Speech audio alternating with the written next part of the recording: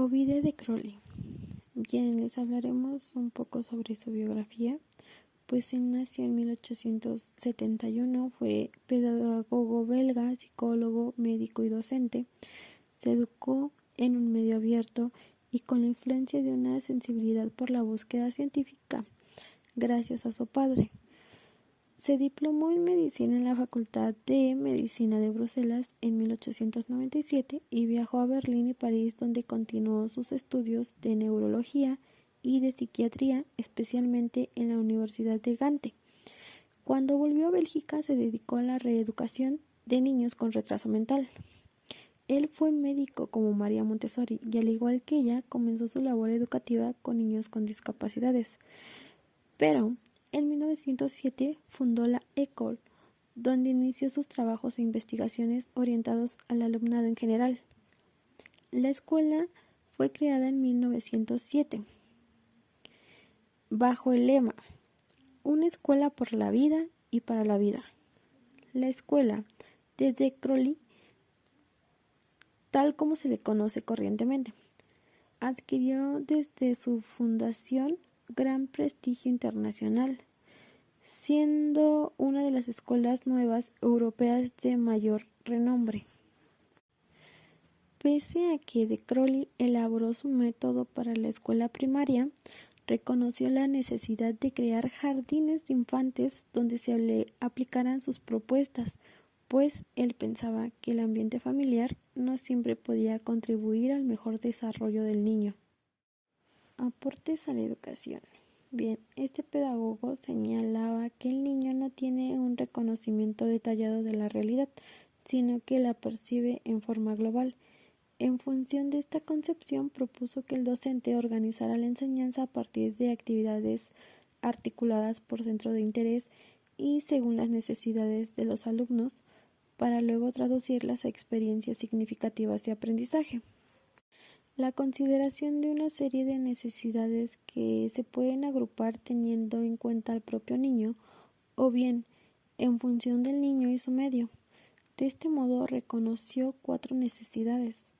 La primera fue la necesidad de alimentarse, por consiguiente la necesidad de defenderse ante las inclemencias externas. La tercera, la necesidad de defenderse de los peligros y los enemigos. Y la cuarta, la necesidad de trabajar solidariamente, de entretenerse y de fomentarse material y espiritualmente. De igual manera, de Crowley sustenta que el descubrimiento de las necesidades del niño permiten conocer sus intereses, los cuales atraerán y mantendrán su atención, y así ellos mismos quienes busquen aprender más.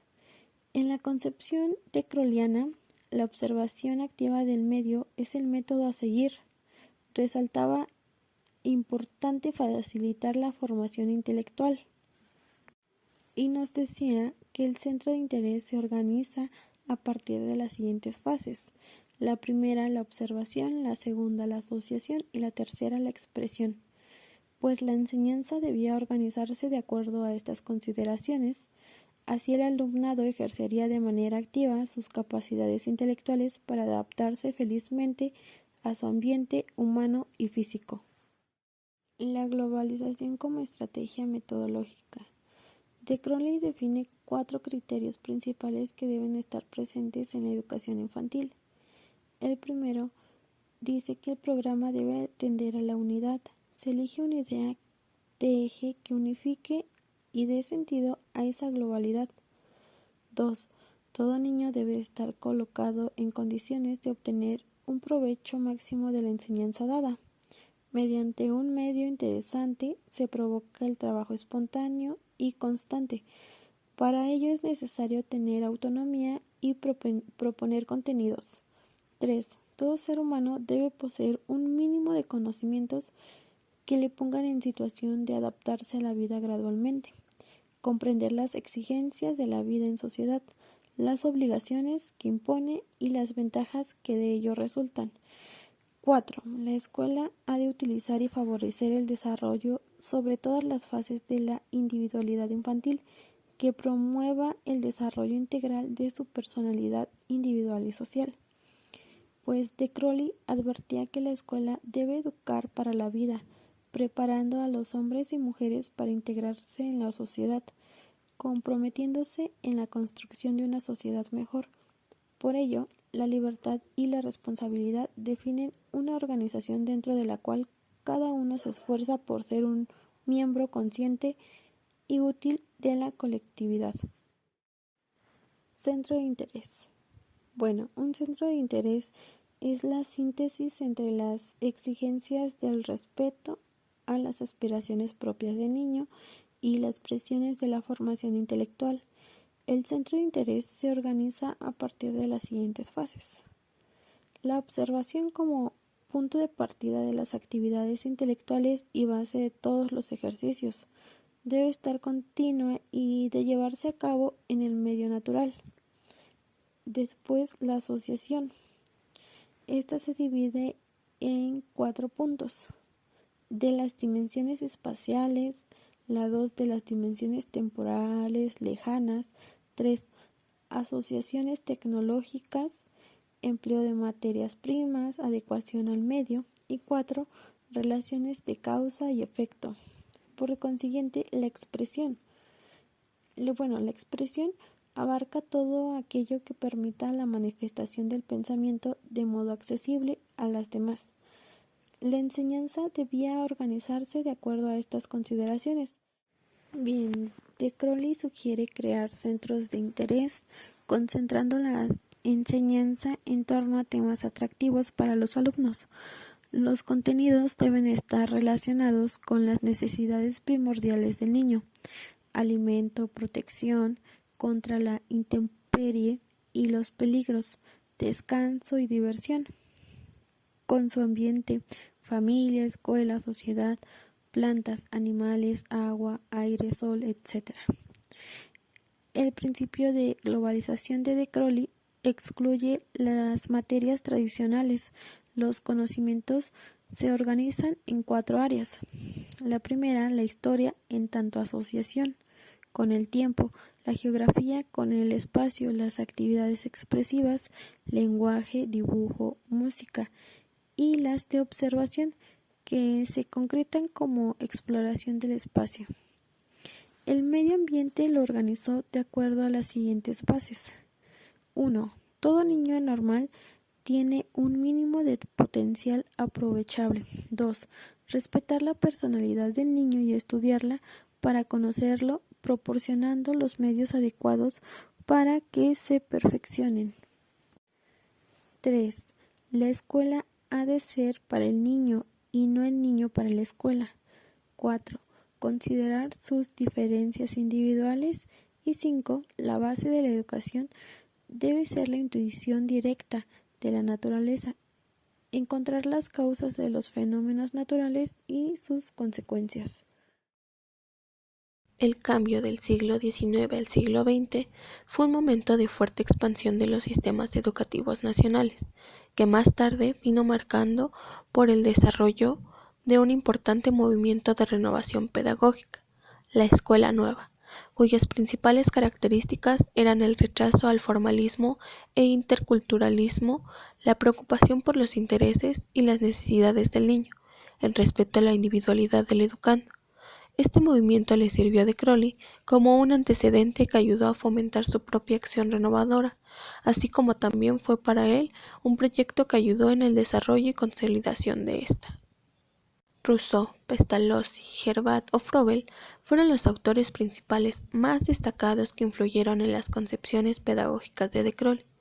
De Rousseau toma la idea de sobrevalorar el entorno y a la naturaleza, así como el rechazo a la ciudad y a la formulación de la pedagogía negativa, toma importancia del potencial educativo atribuido a las cosas.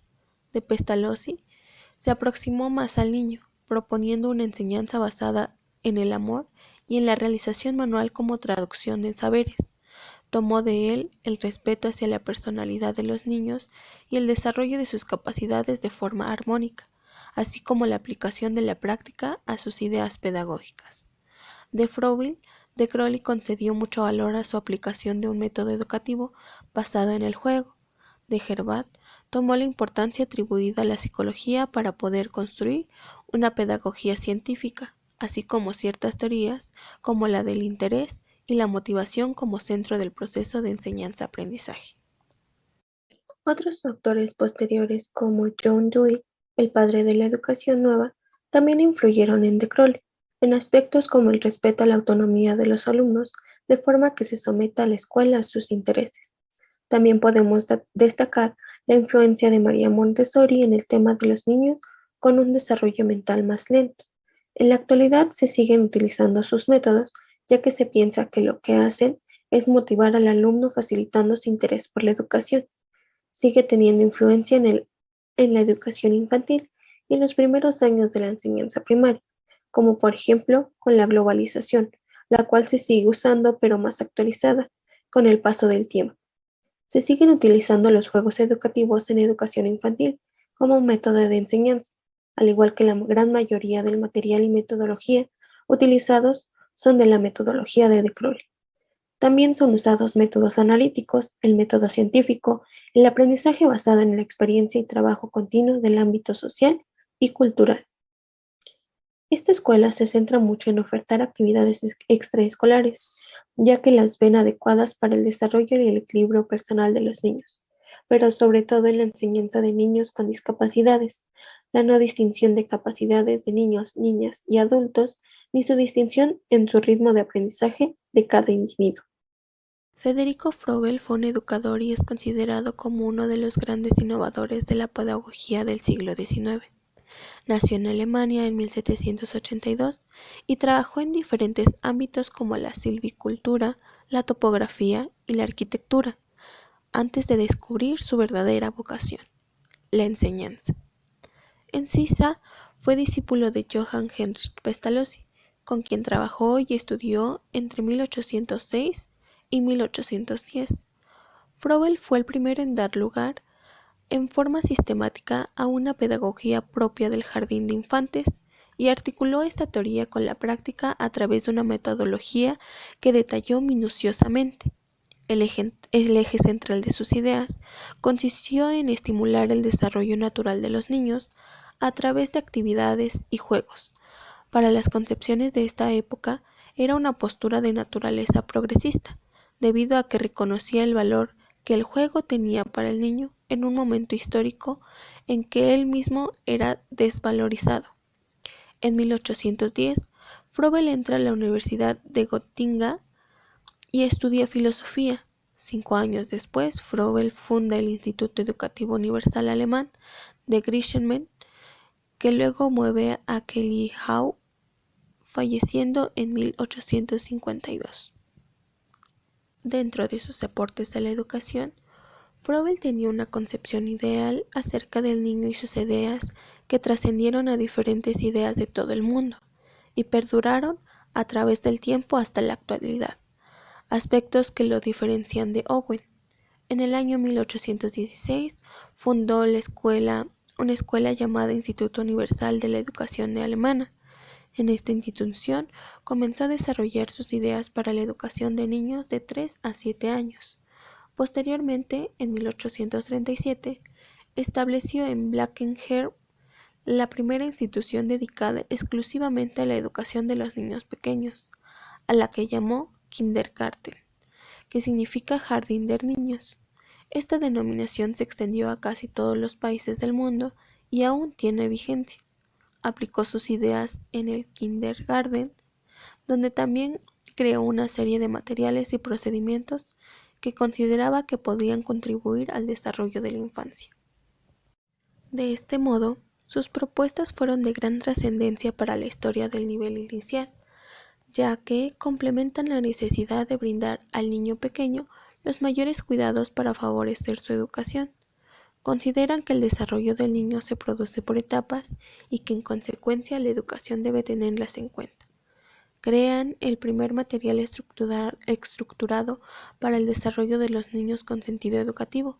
Señalan la necesidad de contemplar el lenguaje verbal y el no verbal.